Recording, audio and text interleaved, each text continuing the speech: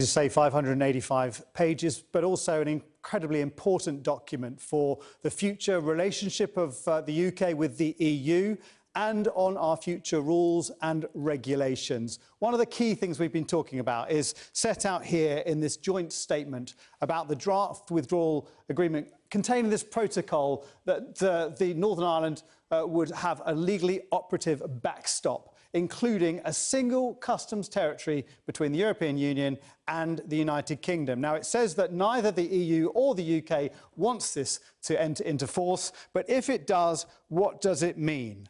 Well, if we go into the main document, we can see that it actually means different rules and regulations for Northern Ireland in certain areas to the rest of the United Kingdom. So there would be more EU law in agriculture and the environment, the electricity market, state aid, and also VAT and excise. That would be regulated differently in Northern Ireland to the rest of the United Kingdom. How would those regulations be applied?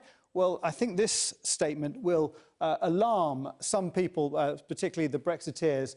The union representatives shall have the right to be present during and receive, upon request, all relevant information relating to any activities of the United Kingdom authorities related to the implication and applications of provisions under union law made available by this protocol. So the United Kingdom shall facilitate the presence of union representatives and provide them with information requested, and if they want certain measures put in place, then the UK authorities are obliged to put those measures into place. Now, how easy is it to leave? This is the big question. If we go into this backstop arrangement, if at any time under the end of the transition period, the Union or the United Kingdom considers that the protocol isn't working, they have to basically set out their reasons and notify the joint committee.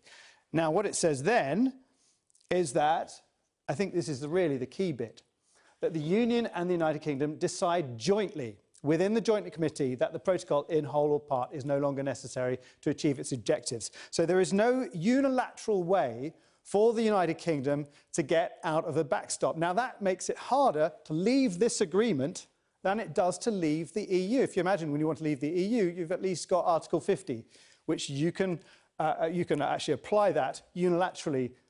Here, you have to get agreement. One of the other things I think that Brexiteers won't like is this paragraph here about judgments and orders of the European Court of Justice, which basically says that if they're handed down before the end of the transition period, they have a binding force in their entirety on the United Kingdom.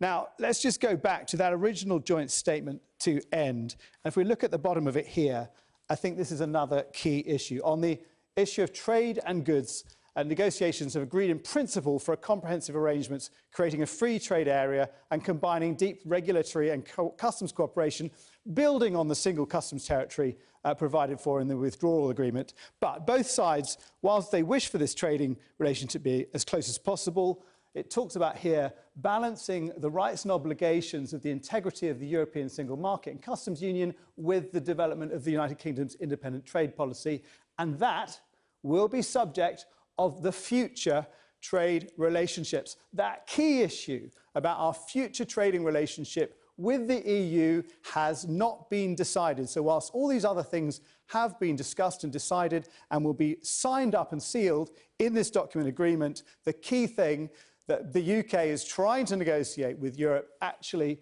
has not yet been decided in this document.